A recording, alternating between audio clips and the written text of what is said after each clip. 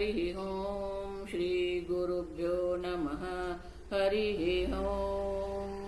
ओम भद्रं कर्णेभिः शृणुयाम देवाः, भद्रं पश्येमाक्षभिर्यजत्राः, स्थिरैरङ्गैः स्तुष्टुवागुंसस्तनूभिः व्यशेम देवहितं यदायुः। स्वस्ति न इन्द्रो वृद्धश्रवाः, स्वस्ति नः पूषा विश्ववेदाः, स्वस्ति नस्तार्क्ष्यो अरिष्टनेमिः, स्वस्ति नो बृहस्पतिर्दधातु। ॐ शान्ति शान्ति शान्तिः।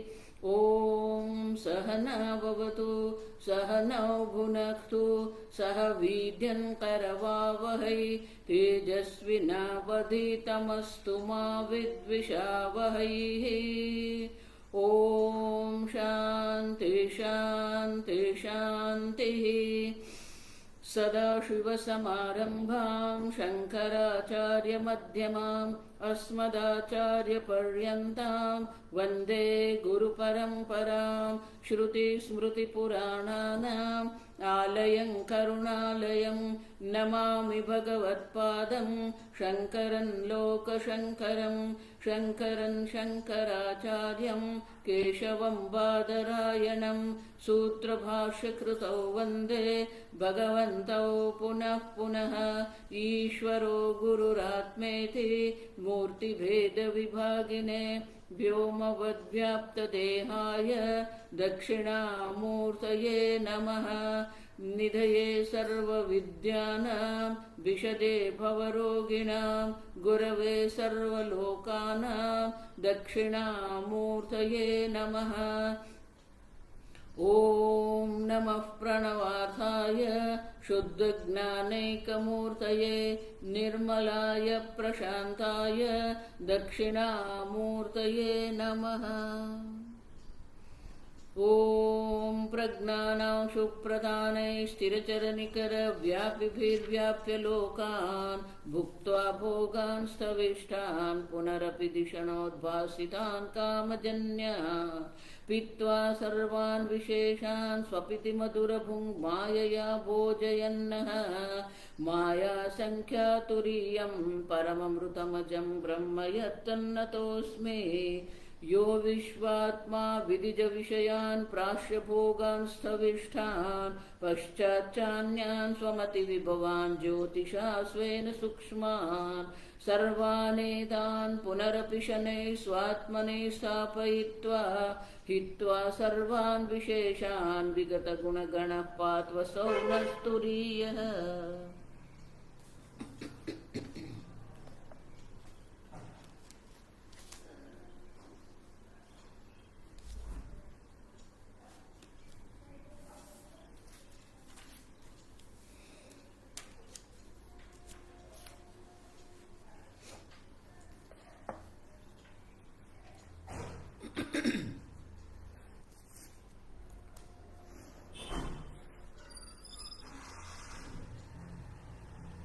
आदि शंकराचार्य जी अलात शांति प्रकरण की संगति देते हैं और संगति में कहा आवित न्यायेन अलात शांति ही आरभ्यते। आवित न्याय व्यतिरेक, तो व्यतिरेक क्यों? प्रपंच उपशमः। आप समझो व्यतिरेक न्याय आवित न्याय क्यों आवश्यक है? क्योंकि यहां प्रपंच है ही नहीं। द्वैत जिसको हम कहते हैं उनका कोई अस्तित्व है ही नहीं।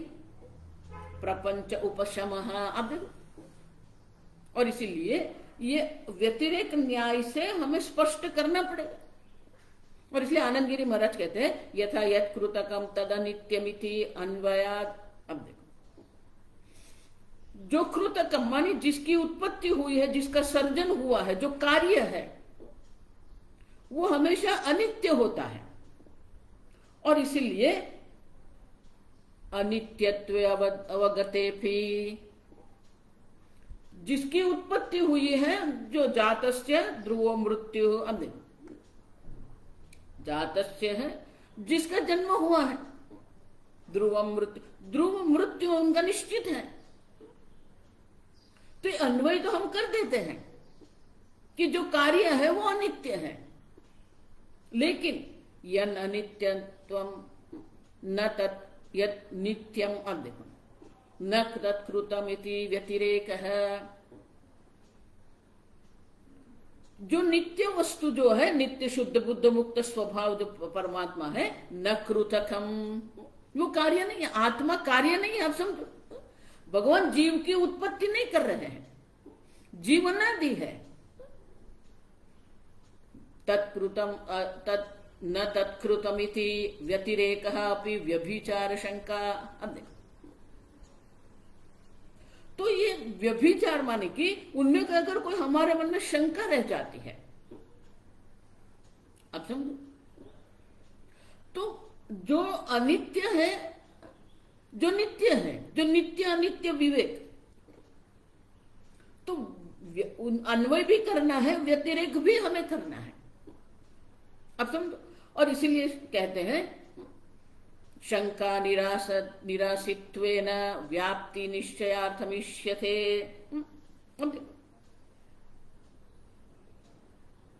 तो अन्वय माने कि व्याप्ति जो है द्राड्यार्थम, तो सर्वम ही एतगुम ब्रह्म एव। अब देखो, तो ये व्याप्ति है, ब्रह्म सर्वत्र एक अद्वितीय रूप से है, तो सर्वत्र ब्रह्म दर्शन जो करना है हमें, तो सर्वत्र ब्रह्म दर्शन कब होगा? प्रपंच उपशमः। और इसीलिए अन्वय जिसको हम कहते हैं, तो व्यतिरेक के द्वारा हम कहेंगे कि है ही नहीं, द्वैत है ही नहीं। तो इष्यते मान कि ये इच्छनीय है कि हम ये सिद्ध करें कि सर्व ब्रह्म है। तो सर्व ब्रह्म है, एक अद्वितीय ब्रह्म मात्र है सर्व। तो इसीलिए व्याप्ति निश्चयार्थम, सर्वत्र ब्रह्म दर्शन जिसको हम कहते हैं, उनका निश्चय अगर हमें करना है तो व्यतिरेक करना ही पड़ेगा। तथा तर्कतः संभावितस्य आगमेन अवगतस्यापि। अब देखो, आनंद गिरी में आगे थे, तर्क से भी हमने सिद्ध कर दिया कि एक अद्वितीय ब्रह्म मात्र है। आगमतः मान कि आगम जो है, मंत्र जो है, वो मंत्र भी वही कहते हैं। तो प्रतिपक्ष भूत वादांतर अपाकरण, लेकिन हम ये व्यवहार में, जगत में हम देखते हैं अनेक प्रकार के विरोधी है जो द्वैतवादी है।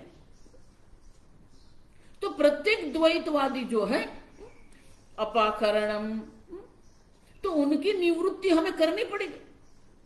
प्रपंचमंतरेण पाक्षिका सम्यकत्व शंका स्याद अद्वैत दर्शनस्यैति।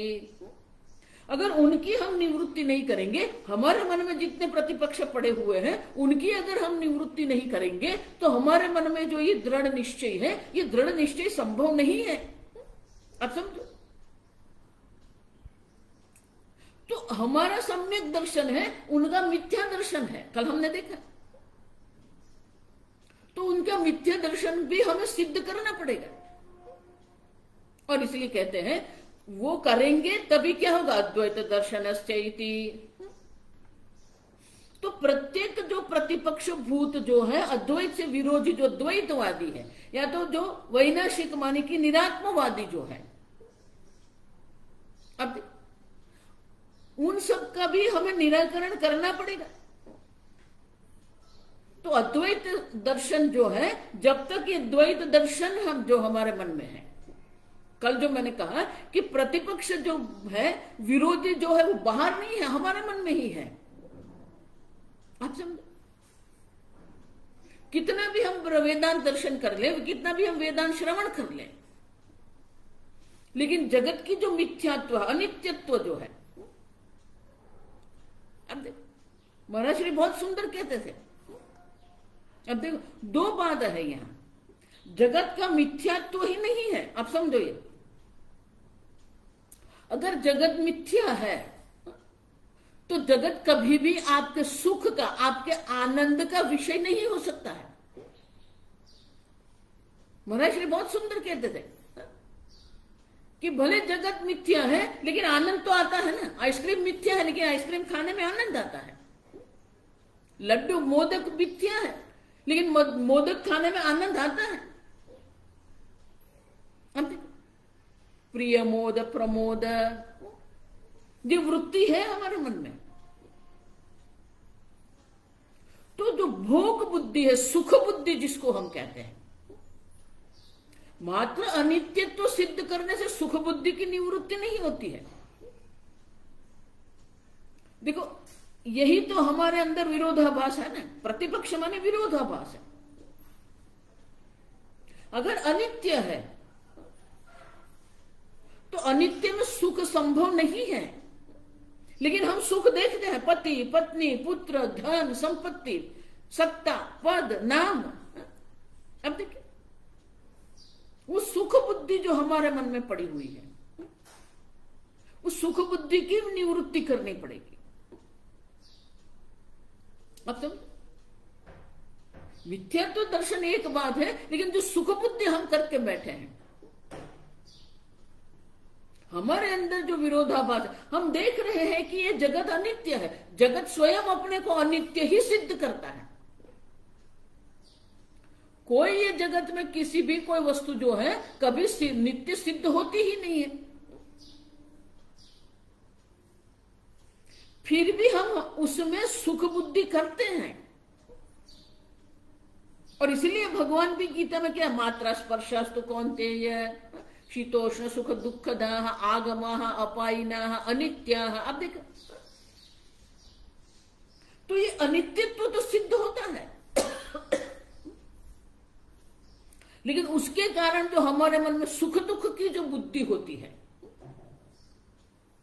वो सुख बुद्धि भी जो है उनकी निवृत्ति होगी, तभी हम अद्वैत दर्शन करेंगे। अब देखो तो ये सुख दुख जो है जगत में, वो सुख दुख है ही नहीं। अगर सुख दुख नहीं है, अनुकूल प्रतिकूल जो नहीं है, जितनी भी अनुकूलता प्रतिकूलता जो है वो देह की दृष्टि से, उपाधि की दृष्टि से, इंद्रिय की दृष्टि से, मन दृष्टि से, बुद्धि की दृष्टि से है।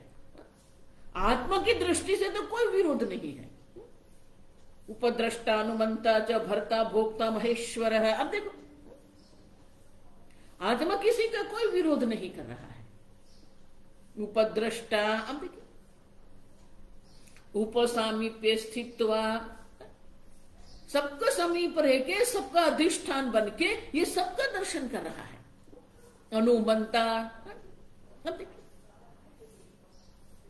मन में शांत वृत्ति है उनको भी वो प्रकाशित करते हैं। आत्मा अनुमंता है। मन में क्रोध वृत्ति है तो उनको भी प्रकाशित करने वाला कौन है? आत्मा ही है। मन में दुख बुद्धि है, सुख बुद्धि है। आप देखिए तो उपदृष्टा अनुमंता, जितनी अनुकूलता प्रतिकूलता है वो उपाधि की दृष्टि से है, संबंध की दृष्टि से है। लेकिन जो उपाधि में है, जो संबंध में है, सब अपने ऊपर लेके हम बैठे हैं। पुत्रे पुष्ट हम पुष्ट। आप देखिए पूज्य स्वामी जी बहुत सुंदर कह रहे कि ये देह आत्मा है, लेकिन उनका भी हम एक्सटेंशन करते, विस्तार करते हैं। वो आत्मा का विस्तार हम गाड़ी में करते हैं। अब देखिए वाहन है, घर है, पुत्र है, पत्नी है, वो पूरे आत्मा का हम विस्तार करके बैठ गए हैं। पुत्र पुष्ट हम पुष्ट, हमारा पुत्र सुखी रहेगा, हम सुखी रहेंगे। तो आपने आपका सुख जो है, आपका अस्तित्व जो है वो अन्य में रखा है। अब देखिए तो उसका अपाकरण, ये सब की निवृत्ति करनी ही पड़ेगी। आत्मा से अन्य कहीं पर भी सुख की संभावना नहीं है। और इसीलिए ये प्रतिपक्ष भूता माने कि हमारे अंदर जो ये पड़ा हुआ है कि भले जगत अनित्य है लेकिन आनंद है, सुख है। पुनः पुनः भगवान इसलिए गीता में भी कहते ये ही संस्पर्शजा भोगा दुख यो नयः एवते। अब देखिए, जन्म मृत्यु जरा व्याधि दुख दोष दर्शन। अब जहां जहां हम सुख बुद्धि करके बैठे हैं सबका हमें क्या करना, अपाकरण, उसकी निवृत्ति करनी पड़ेगी। सुख का अधिष्ठान भी आप है, सुख स्वरूप आप है, आपको सुखी होना नहीं है, आप स्वयं सुख स्वरूप है। लेकिन जब तक ये जगत जो है, ये जगत की सत्यता की निवृत्ति नहीं। अब देखो, तो जगत सत्य नहीं है तो दो बात है ना, एक जगत की सत्यता है और दूसरा जगत में सुख बुद्धि है। तो अनित्य है और अनित्य है तो वहां पर सुख दुख नहीं है। अब जगत जगत है, व्यवहार व्यवहार है, ईश्वर सृष्टि है। सुख दुख जो है वो भी कहां पर है, उपाधि की दृष्टि से सुख बुद्धि है, उपाधि की दृष्टि से दुख बुद्धि है। और इसीलिए जब तक ये हमारे मन में जो प्रतिपक्ष जो है तब तक ये सम्यक दर्शन नहीं होंगे। और इसीलिए कहते हैं कि अद्वैत दर्शन से तत्प्रतिषेधेन तत्सिद्ध सिद्धि ही, ये सब का प्रतिषेध होना। शांतम शिवम अद्वैतम। अब देखिए, तो प्रपंच का उपशम होने के बाद शांतम शिवम अद्वैतम। अब देखिए, जो शांत है, जो सुख है, जो अभयता है, वो आप है। उदरमंतरम कुरुते अथ तस्य भयम भवति। अब ये जो व्यतिरेक जो है, व्यतिरेक के द्वारा हम उन है ही नहीं तो वहां सुख दुख कहां से होगा। अद्वैत दर्शन की सिद्धि करनी है तो ये सुख दुख की बुद्धि जो है, ये सुख दुख बुद्धि की निवृत्ति करनी है हमें। और इसीलिए ये व्यतिरेक मानी अनित्यता ही सिद्ध नहीं करनी है। आप समझो ये। और इसीलिए ये एक अद्वितीय ब्रह्म की सिद्धि करने से भी मैं ब्रह्म जो है वो सुख स्वरूप है। सुखमात्यंतिकम यत्तत। अब देखो, और ये सुख जो है तो अपने स्वरूप में जो स्थिति है, मैं सुख स्वरूप हूं। अब मैं आनंद स्वरूप हूं। तो ये स्थिति अगर हमारी करनी है, अद्वैत दर्शन की सिद्धि माने कि हमारी एक अद्वितीय आनंद स्वरूप आत्मा में स्थिति करना है, तो ये निषेध भी आवश्यक है। हमारे विचार में, हमारे तर्क में जो भी दोष है, सब दोष की निवृत्ति करनी पड़ेगी। और इसीलिए आनंद गिरी महाराज कहते हैं तेन न्यायेन व्यतिरेकेण इति। आवित न्यायेन, व्यतिरेक न्याय के द्वारा ही हमें उसकी निवृत्ति करनी है। और आवित न्यायेन, तो आवित शब्द का अर्थ क्या है, वीतः सह न भवति इति अवीतः। अब देखो, वीतः माने क्या है, देखो, वीतः अवगतः अन्वयः, अन्वय व्याप्ति ही, अवीतः एक अद्वितीय ब्रह्म मात्र है। तो कहां से व्याप्ति, अन्वय कहां है। अब देखिए, पहले आप कहेंगे घड़ा है, फिर कहेंगे कि घड़े में मिट्टी का अन्वय है। घड़ा है ही नहीं। वाचारंभणम विकारो नामधेयम। अब देखिए, घड़ा सिद्ध नहीं होता है। उसी प्रकार से ये जगत जिसको हम कह रहे हैं, ये प्रपंच जिसको हम कह रहे हैं, वो प्रपंच सिद्ध नहीं होता है।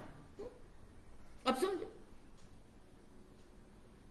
और इसीलिए वीतः सह न भवतीति अवीतः, अवीतः एव आवीतः। वीतः माने कि जो व्याप्त है ही नहीं। व्यापकता क्या है आप देखिए, जगत है, विश्व है, तो फिर हम व्यापकता कहेंगे। एक बार कह दिया प्रपंच उपशम, फिर वहां क्या है, अन्वय है। किसका अन्वय करेंगे आप, किसका व्यतिरेक करेंगे आप? अब देखो। और इसीलिए तेन न्यायेन आवित न्यायेन व्यतिरेकेण, तो जो जो हमारे मन में शंका है, जो जो हमारे मन में निश्चय हमने करके रखा है, वो सब निश्चय की निवृत्ति करनी पड़ेगी। ये सुख है, ये सुख दुख है ही नहीं। ये मेरा, ये तेरा। अब देखिए, ममता है, अहंता है, ममता है, अहम बुद्धि, मम बुद्धि, सुख बुद्धि, दुख बुद्धि, जो जो हमारे मन में पड़ी हुई बुद्धि है, वो सबकी निवृत्ति हमें करनी पड़ेगी। प्रतिपक्ष मानी कि प्रतिपक्ष के बाहर कोई नहीं सांख्यवादी बैठा है। सांख्यवादी अनेक आत्मा कहते हैं, हम भी अनेक आत्मा मानते हैं। यहां एक आत्मा, यहां एक आत्मा है, यहां एक आत्मा है। आत्मा की अनेकता जो है, अब और इसीलिए ये व्यतिरेक के द्वारा आवित न्याय व्यतिरेकेण एक अद्वितीय दर्शन जो है उसको सिद्ध करना है। और इसीलिए अलात शांति ही आरभ्य थे। जो जो प्रतिपक्ष है, विरोधी दो प्रकार के हम देख के गए। एक द्वैतवादी है, दूसरा वैनाशिक है। एक आस्तिकवादी है, दूसरा नास्तिकवादी है। वो सबका हमें क्या करना पड़ेगा, निराकरण करना पड़ेगा, तभी तो अद्वैत की सिद्धि होती है। और इसीलिए ये नए जो प्रकरण का आरंभ हम कर रहे हैं, वो व्यतिरेक के लिए है। एक अद्वितीय ब्रह्म मात्र है, और ये विशेष प्रकार से आप समझो, ये विशेष प्रकार से ये प्रकरण का आरंभ हो रहा है।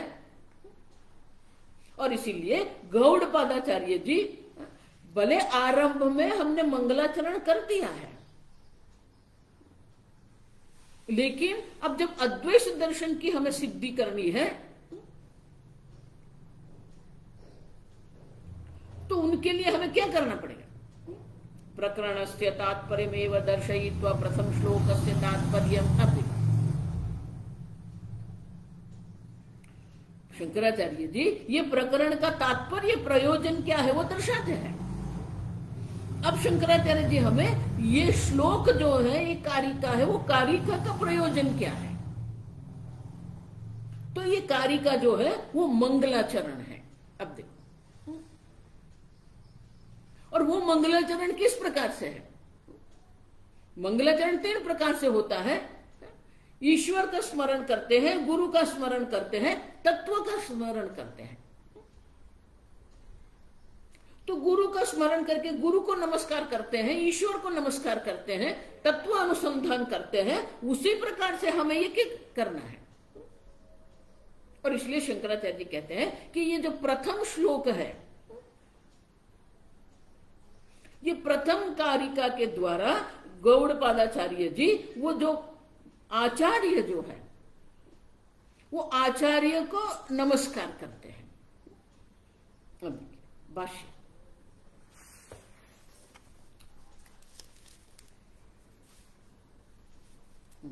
188 नंबर, ये गीता प्रेस। तत्र तत्र अद्वैत दर्शन संप्रदाय कर्तुः अद्वैत स्वरूपेण एव नमस्कारार्थः अयम् आद्य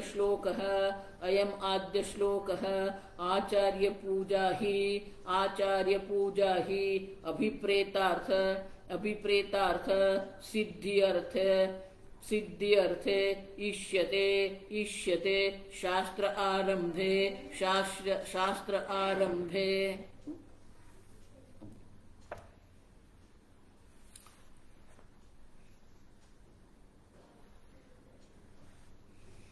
तो ये प्रथम कारिका का प्रयोजन, तात्पर्य क्या है? तो शंकराचार्य कहते हैं तत्र अद्वैत दर्शनम। जो अद्वैत दर्शन है वो अद्वैत दर्शन क्या अपने आप कभी हो सकता है? नहीं। संप्रदाय अद्वैत दर्शनम संप्रदाय कर्तुः। अब देखो, तो अद्वैत दर्शन जिसको हम कहते हैं वो संप्रदाय कर्तु, अद्वैत दर्शन के जो संप्रदाय जो करने वाला है, संप्रदाय कर्तुः। अब देखो, प्रवर्तक जो है, संप्रदाय के जो प्रवर्तक जो है, हम करते हैं पाठ मंगलाचरण, सदाशिव समारंभम शंकराचार्य मध्यमम अस्मदाचार्य पर्यंतम। अब देखो, आवश्यक है ये, संप्रदाय से ही ये ज्ञान है। इसलिए शंकराचार्य जी कहते हैं सर्वशास्त्रज्ञोपि असंप्रदायवित् मूर्खवत् उपेक्षणीयम्। सर्वशास्त्रज्ञोपि, ये 13वें अध्याय में गीता में, मुंडक उपनिषद में भी जब उपनिषद कह रहे हैं सगुरुमेवाभिगच्छेत्, वहां शंकराचार्य जी कहते हैं सर्वशास्त्रज्ञोपि स्वातंत्र्येण ब्रह्म अन्वेषणम न कुर्यात्। एक अद्वितीय ब्रह्म का ज्ञान अगर आपको प्राप्त करना है तो स्वतंत्र बुद्धि से आप कभी भी उनका अन्वेषण नहीं कर सकते। उनका अन्वेषण, ब्रह्म अन्वेषण करना है तो आपको गुरु के पास सगुरुमेवाभिगच्छेत् श्रोत्रियम ब्रह्मनिष्ठम, गुरु के शरण में जाना ही पड़ेगा। अपराविद्या के लिए हमें गुरु की आवश्यकता है, तो पराविद्या के लिए स्वयं वो कैसे बन गए? आजकल जो चल रहा है ना, अब देखिए, कोई स्वयंभू गुरु नहीं है, संप्रदाय से ही ये सब है। और इसलिए शंकराचार्य जी कहते हैं कि गौड़पादाचार्य जी दर्शाते हैं हमें कि जो संप्रदाय के प्रवर्तक जो है, आरंभ तो भगवान से ही है। नारायणम पद्मभुवम वशिष्ठम शक्तिं च तत्पुत्र पराशरं च व्यासम सुखम गौड़ पदम। अब नारायण की भी एक परंपरा है, ब्रह्मा जी की परंपरा मुंडक उपनिषद में है। मुंडक उपनिषद का आरंभ भी कहां से होता है? ये परंपरा से होता है। अब समझो, तो संप्रदाय कर्तु, संप्रदाय के जो प्रवर्तक है उनको पहले हम नमस्कार करेंगे, क्योंकि उनके अनुग्रह से ही हमें ये अद्वैत दर्शन की सिद्धि हो सकती है। और इसलिए शंकराचार्य जी कहते हैं अद्वैत दर्शनम संप्रदाय कर्तुः अद्वैत स्वरूपेण एव। और वो जो गुरु जो है, जो संप्रदाय के प्रवर्तक जो है, वो भी कौन है? अद्वैत स्वरूपेण एव, वो भी एक अद्वितीय ब्रह्म मात्र है, उपाधि की दृष्टि से नहीं, उनके जो ब्रह्म स्वरूप है। अद्वैत स्वरूपेण एव नमस्कारतः अयम आद्य श्लोकः। तो पर जो गुरु जो है, अद्वैत दर्शन के जो उपदेष्टा जो है, उनको भी हम अद्वैत स्वरूप से ही नमस्कार करते हैं।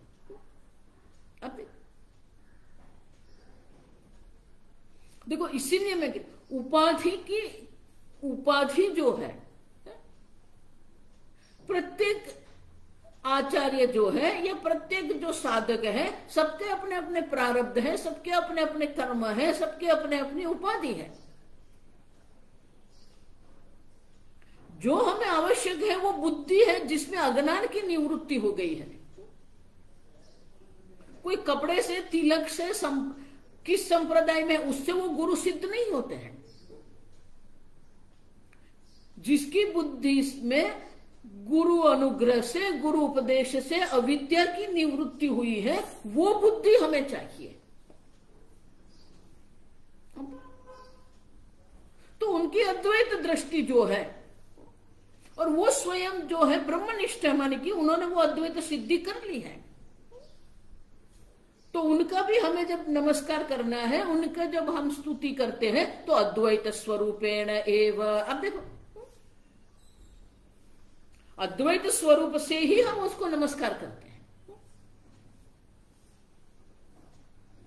उपाधि की दृष्टि से जो गुरु सेवा करनी है वो तो करनी ही है। इसलिए शास्त्र में कहते हैं माता पिता, गुरु और ईश्वर जो है उसमें कभी भी अद्वैत नहीं करना है। क्यों? आप भी ब्रह्म, मैं भी ब्रह्म, मैं आपको क्यों नमस्कार करूं? अब ये माता पिता, कौन माता पिता? ये सब मिथ्या है। नहीं, ईश्वर कौन है? मैं और ईश्वर एक ही है। नहीं, अब सुन, गुरु को नमस्कार करना है, लेकिन वो जो नमस्कार है, वो नमस्कार के पीछे की जो भावना जो है वो क्या है? अद्वैत स्वरूपेण एव। आप समझो, अद्वैत स्वरूप जो गुरु जी है उसी का हमें नमस्कार करना है। ब्रह्म विद्यात्व धिया नमस्कार अद्वैत आचार्य पूजा भवति न तो भेद धिया इति। आप समझो, भेद बुद्धि से हमें नमस्कार नहीं करना है। किमिति द्वैत स्वरूपेण आचार्य नमस्कृते तत्र आह। आप देखो, तो ये हम अद्वैत स्वरूप से हम ये गुरु जी को, सांप्रदायिक प्रवर्तक जो आचार्य है, उनको हम नमस्कार करते हैं। लेकिन वो नमस्कार भी क्यों करते हैं? आचार्य पूजा क्यों करनी है? गीता में भगवान कहते हैं आचार्योपासनम। तो शंकराचार्य जी स्वयं दर्शाते हैं उनका कारण क्या है। तो अगले वाक्य में शंकराचार्य जी स्वयं दर्शाते हैं कि आचार्य की पूजा, आचार्य की सेवा क्यों करनी है। तो शंकराचार्य जी वाक्य पढ़ेंगे। आचार्य पूजा ही अभिप्रेतार्थ सिद्ध्यर्थ इष्यते शास्त्र आरंभे। अब तो शास्त्र आरंभ जो है, तो शास्त्र आरंभ जो करना है हमें, ये अलाक शांति प्रकरण का आरंभ हो रहा है। तो उनके लिए क्या है? आचार्य पूजा ही अभिप्रेतार्थ सिद्ध्यर्थ इष्यते। अब जो अद्वैत दर्शन की हमें सिद्धि करनी है, अभिप्रेतार्थ माने कि ये प्रकरण का जो प्रयोजन जो है, तो वो प्रयोजन सिद्ध करने के लिए शास्त्रस्य अविघ्नेन परिसमाप्त्यर्थ, यह अलाद शांति प्रकरण का आरंभ हम कर रहे हैं। तो अलाद शांति प्रकरण का आरंभ करते हैं तो उनका निर्विघ्न, किसी विघ्न के बिना ही उनकी परिसमाप्ति हो सके। विप्रतिपत्ति आदि व्यावृत्तिश्च, और जो जो हमारे जीवन में विघ्न आते हैं, जो जो हमारे मन में विवाद उत्पन्न होते हैं, विवाद जन्य संशयादिकम, हमारे मन में जो भी प्रतिपक्ष उत्पन्न होता है, जो विरोध, जो शंका हमारे मन में उत्पन्न होती है, वो सबकी भी निवृत्ति हमें करनी है। बाह्य विघ्न की भी निवृत्ति करनी है, आंतरिक विघ्न जो है संशय के रूप में, विरोध के रूप में। तो इस सब के शांति के लिए आचार्य का नमस्कार करना आवश्यक है। और इसीलिए आचार्य पूजा जो है वो किसके लिए है? अब अभिप्रेतार्थ सिद्धि अर्थ है। अब जो शास्त्र का अभिप्रेतार्थ जो है, शास्त्र के द्वारा जो निरूपण किया गया है, वो निरूपण का जो अर्थ है, वो अर्थ की सिद्धि के लिए ये नमस्कार आवश्यक है। इष्यते माने इच्छनीय है।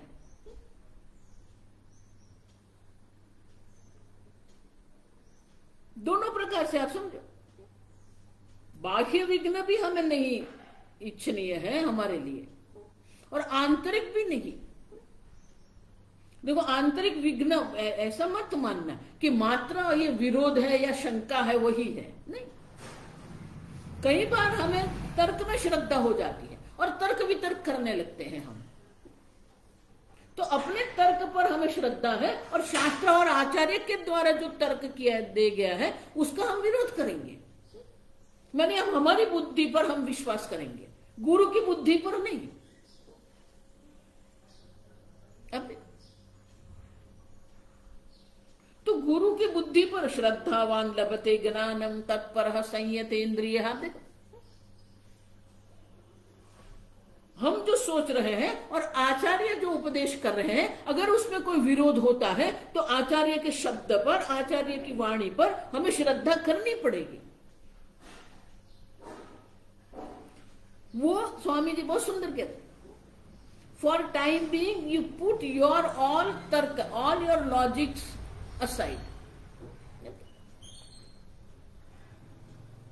जब शास्त्र श्रवण कर रहे हैं तो हमारे तर्क वितर्क को एक बाजू कर दो, फिर हम श्रवण कर सकते हैं। उतना ही नहीं, हमारी बुद्धि में जो है अनेक प्रकार के विचार उठते रहते हैं। तो हमारे अंदर जो सब है, हम ही संशय करते ऐसा नहीं, हम भी स्वयं तर्क वितर्क करते हैं। तो ये सबकी शांति आवश्यक है। तो जितने भी हमारे मन में जो विवाद उत्पन्न होता है, हमारे मन में जो शंका उत्पन्न होती है, वो श्रद्धा के द्वारा उनको हमें शांत करना पड़ेगा। और इसीलिए आचार्य पूजा भी आवश्यक है। देखो, इसलिए श्रद्धा की व्याख्या भी क्या करते हैं हम? आचार्य वेदांत वाक्येषु, गुरु वेदांत वाक्येषु विश्वासः सा श्रद्धा। विश्वास करना पड़ेगा। हमारे मन में जो आसक्ति है, हमारे मन में जो कहीं पर भी द्वैत के प्रति आसक्ति है, सुख बुद्धि है, तो इस सुख बुद्धि की निवृत्ति हमें करनी पड़ेगी। ये जगत में सुख नाम की वस्तु नहीं है। सुख जो है वो आप स्वयं है। तो हम जो ये जगत से सुख ही नहीं है, आप समझो। पूज्य स्वामी जी हमेशा कहते, मात्र हम सुख की अपेक्षा नहीं करते, हम सुरक्षा की भी अपेक्षा करते हैं। तो सुख और सुरक्षा की जो हम ये जगत से अपेक्षा कर रहे हैं,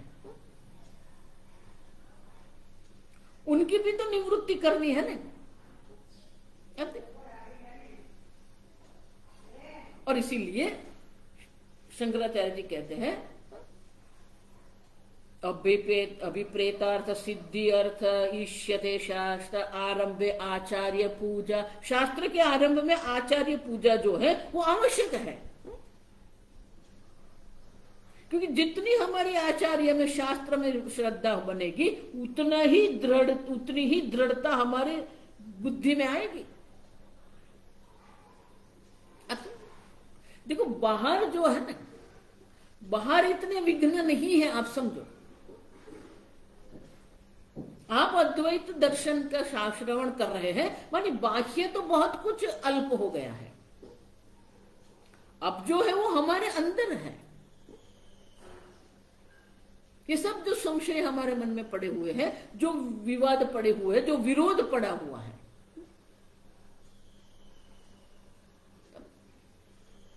तो वो आचार्य के द्वारा ही उनकी निवृत्ति हो सकती है। और इसीलिए शंकराचार्य जी कहते हैं जो अद्वैत दर्शन जो है, जो शास्त्र का जो अभिप्राय है, अभिप्रेत अर्थ है, उनकी अगर हमें सिद्धि करनी है तो आचार्य पूजा भी आवश्यक है। देखो इसलिए श्वेताश्वेतर उपनिषद में क्या कहते हैं, यस्य देवे पराभक्ति ही, माने भगवान में तो पराभक्ति होनी ही आवश्यक ही है। आजकल जो चल रहा है ना, सब गुरु की पूजा करते हैं, भगवान बाजू पर रह गए। नहीं, यस्य देवे पराभक्ति ही, जितनी पराभक्ति आपकी ईश्वर में है, माने कि पराभक्ति तो आवश्यक ही है, भक्ति का कोई विकल्प नहीं है। यस्य देवे पराभक्ति ही यस्य देवे तथा गुरो। अब देखो जितनी पराभक्ति आपकी ईश्वर में है, उतनी ही पराभक्ति हमारी आचार्य में, ईश्वर में होनी चाहिए, गुरु में होनी चाहिए। तो जब हम गुरु के पास शास्त्र श्रवण कर रहे हैं, तो जो श्रद्धा हमारी भगवान में है वही आचार्य में होनी चाहिए। तो क्या होगा, तस्य कथिताः अर्थाः प्रकाशयते तत्पर।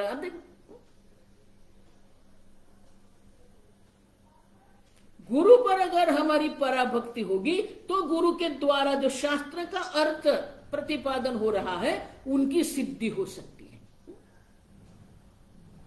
अब ईश्वर के अनुग्रह से हमें ये मनुष्य शरीर प्राप्त होता है, ईश्वर के अनुग्रह से ही हमें महापुरुष की प्राप्ति होती है।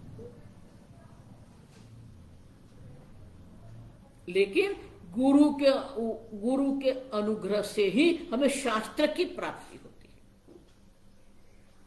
और शास्त्र भी क्या है, ईश्वर की वाणी है, वो चेतन है। भले हम हाथ में ये पुस्तक रखते हैं, ये जड़ नहीं है, आप समझो। इसलिए भारत में हम भले वो इतिहास का पुस्तक है, लेकिन उसके पैर नहीं लगाते। आप देखिए स्वामी जी बहुत सुंदर कहते थे, भले इतिहास के पुस्तक में औरंगजेब और अकबर के प्रशंसा हुई है, फिर भी वो पुस्तक है और इसलिए हम उनको पैर नहीं लगाएंगे। और अगर भूल से भी हो गया है तो क्षमा प्रार्थना करते हैं। अब देखिए, अच्छा, तो शास्त्र भी चेतन है, शास्त्र जड़ है ही नहीं।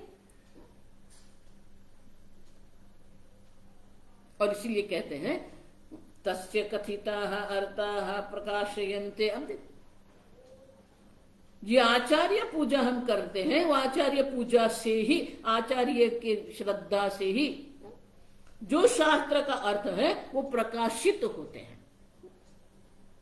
देखो आगे में क्या, अर्थ स्फुरण होना चाहिए। यहां जो कुछ है वो सब ब्रह्म है। अयम आत्मा ब्रह्म, वो ब्रह्म आप है। अयम आत्मा ब्रह्म, ये जो साक्षात अपरोक्ष आत्मा जो है, वो अपरोक्ष आत्मा आप जो है वही ब्रह्म है। तो ये निश्चय अगर हमें करना है, ये जगत जिसको हम कह रहे हैं वो ब्रह्म मात्र है, और ये जो आत्मा साक्षात अपरोक्ष नित्य चैतन्य स्वरूप आत्मा है वो भी ब्रह्म है। तो ये निश्चय का, दृढ़ निश्चय करने के लिए आचार्य पूजा भी आवश्यक है। और इसलिए शंकराचार्य जी कहते हैं कि शास्त्र के द्वारा जो अर्थ जो प्रकाशित हो रहा है उनकी सिद्धि के लिए ये आचार्य पूजा भी इच्छनीय है।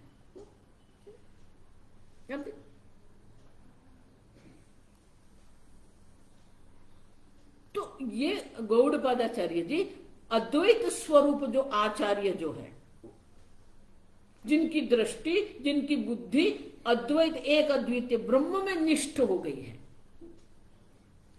वो एक अद्वितीय ब्रह्म स्वरूप आचार्य जो है उनको नमस्कार करते हैं। अब उपाधि से नमस्कार नहीं करना है, उनकी जो दृष्टि है उनको हमें नमस्कार करना है। तो ये परंपरा है, आप समझो।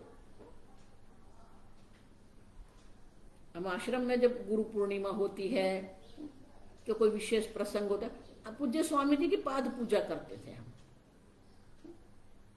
तो जब पाद पूजा होती थी स्वामी जी आंख मूंद के बैठ जाते थे।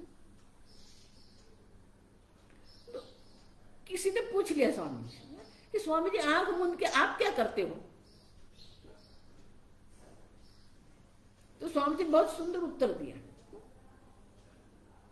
कि मेरी पूजा हो रही है तो आंख मूंद के मैं अपने गुरु की पूजा कर रहा हूं। मैं जो मेरी पूजा वो पूजा को मैं आई pass on my Puja to my गुरु। अब देखो क्यों? क्योंकि गुरु के अनुग्रह से ही तो ज्ञान है।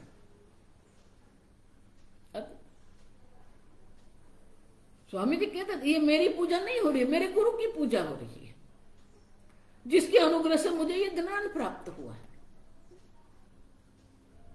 और इसीलिए ये संप्रदाय के जो प्रवर्तक आचार्य हैं उनकी पूजा हम कर रहे हैं। और गौड़पादाचार्य जी बहुत सुंदर, इतना सुंदर, देखो ये श्लोक जो है ना, कारिका जो है बहुत सुंदर है। तो गौड़पादाचार्य जी भी अपने आचार्य की पूजा करते हैं क्योंकि उनके अनुग्रह से ही हमें अद्वैत सिद्धि होती है। कारिका पढ़ेंगे। ज्ञाने जाकाश कल्पेन धर्मान्यो गगनोपमान ज्ञेया भिन्नेन संबुद्धः तं वन्दे द्विपदां वरम्। बहुत सुंदर है। देखो उपमा देते हैं। क्या उपमा करते हैं? अब देखिए,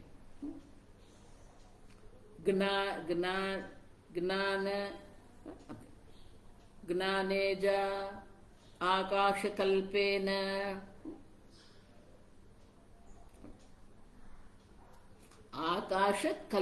आकाश तुल्य, कल्पेन माने कल्पना नहीं, तुल्य। तो ये जो ब्रह्म ज्ञान जो है अद्वैत, अब देखो तो अद्वैत ज्ञान जिसको हम कहते हैं वो अद्वैत ज्ञान जो है वो क्या है? आकाशस्य जड़त्व आधिक्यात् ज्ञानम स्वप्रकाशम। तो बोले आकाश कल्पेन क्यों कहते हैं? तो बोले ये जो ज्ञान जो है, ये जो ज्ञान है वो ज्ञान क्या है?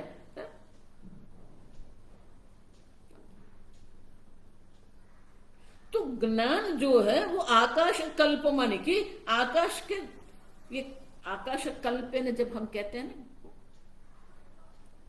तो थोड़ा सा अंतर है। वो अंतर क्या है?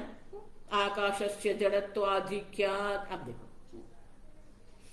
आकाश और ज्ञान, ज्ञान क्या है? ज्ञानम स्वप्रकाशम।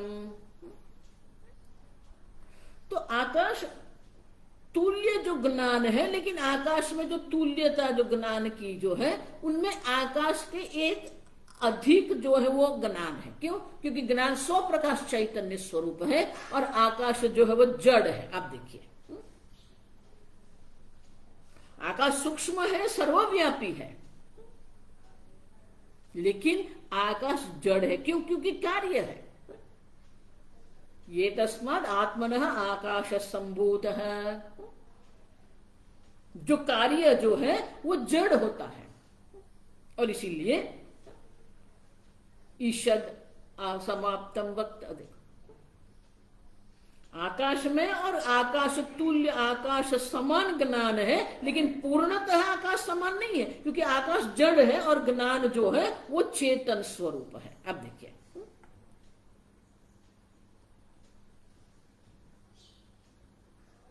आकाश तुल्येन, अब देखो धर्मान्यः गगनोपमान। अब देखो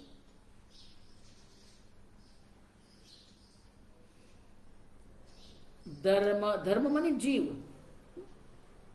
जो भी ये जीव जिसको हम कह रहे हैं वो जीव भी क्या है? अन्यः गगनोपमान, वो भी आकाश समान ही है। वो भी अत्यंत सूक्ष्म है, सर्वव्यापी है। ज्ञेय अभिन्नेन संबुद्ध है। आप देखो तो ये जो एक अद्वितीय जो ब्रह्म जो है, जो ज्ञान स्वरूप जो एक अद्वितीय ब्रह्म जो है, और जो ये जीव है, ज्ञेय अभिन्नेन। अब देखो जो ज्ञेय आत्म तत्व जो है, जो ब्रह्म तत्व है, ज्ञेय ब्रह्म है, अभिन्नेन संबुद्ध है। अभिन्न, कोई भेद बुद्धि नहीं है। अभेद बुद्धि से जिसने ये आत्म तत्व को जान लिया है, जीव और ईश्वर का जो ऐक्य जो है, आप समझो,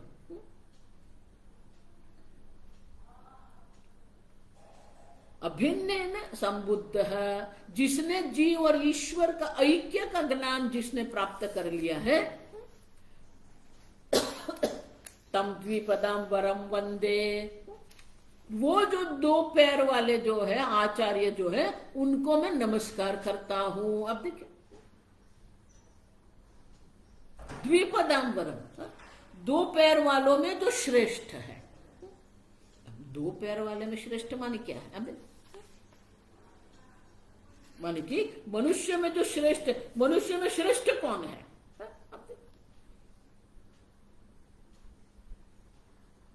मनुष्य में श्रेष्ठ जो है वो आचार्य है, जिसने अद्वैत दर्शन किया है।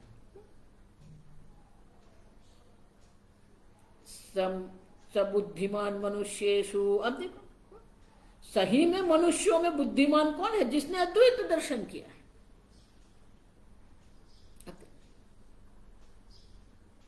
और इसीलिए गौड़पादाचार्य जी कहते हैं कि मनुष्यों में जो श्रेष्ठ जो आचार्य है, जिसने अद्वैत दर्शन कर लिया है, जीव ब्रह्म का ऐक्य का ज्ञान जिसने प्राप्त कर लिया है। अब देखो, और इसीलिए वो आचार्य जो है, वो आचार्य को मैं नमस्कार करता हूं।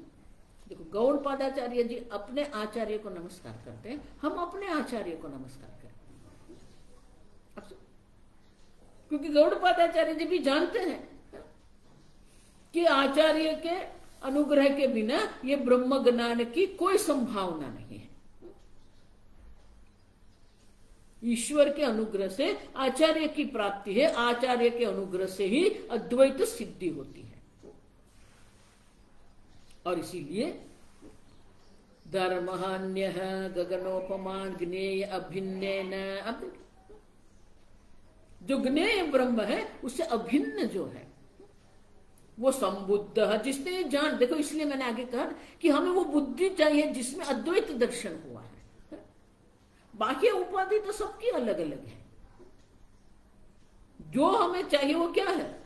ज्ञेय अभिन्न संबुद्ध है, जिसके पास ये अद्वैत दर्शन है, जिसकी बुद्धि में ये अद्वैत दर्शन है, वो आचार्य हमें चाहिए। वो आचार्य को हम नमस्कार करते हैं। उनके नमस्कार माने क्या है? ये साष्टांग प्रणाम करते हैं हम। अब देखिए, तो ये तो नमस्कार जो है, साष्टांग दंडवत प्रणाम,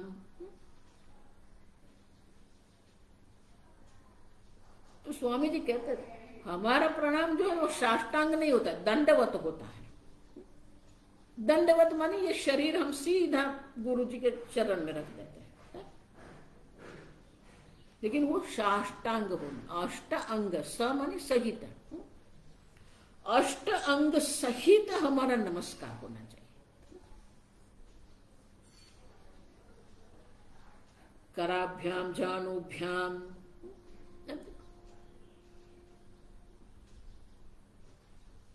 तो दो हाथ है, दो पैर है, दो ये जानू है, शरीर है।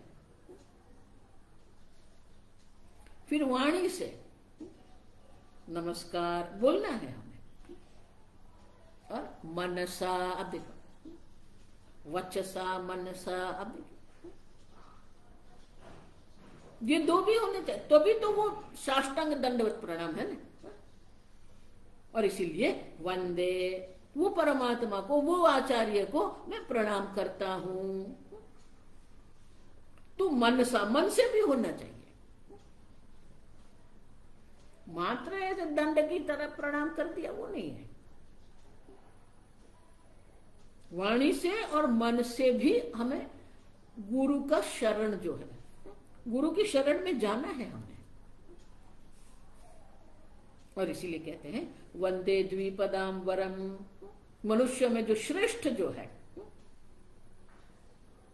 वो परमात्मा को, वो आचार्य को हम नमस्कार करते हैं।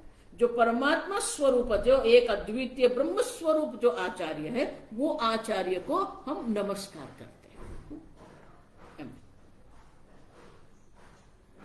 माने कि उनके ज्ञान को हम नमस्कार करते हैं, उपाधि को नहीं। उनके अद्वैत दर्शन को हम नमस्कार करते हैं। ज्ञेय अभिन्नेन संबुद्ध, जो एक अद्वितीय जीव ईश्वर के अभिन्न, एक अद्वितीय ब्रह्म का जो दर्शन करते हैं, वो गुरु को, वो आचार्य को हम नमस्कार करते हैं। कल हम भाष्य देखेंगे। ओम असतो मा सद्गमय तमसो मा ज्योतिर्गमय मृत्योर्मा अमृतंगमय। ओम पूर्णमदः पूर्णमिदं पूर्णात् पूर्णमुदच्यते पूर्णस्य पूर्णमादाय पूर्णमेवावशिष्यते। ओम शांति शांति शांति। हरि ओम। श्री गुरुभ्यो नमः। हरि ओम।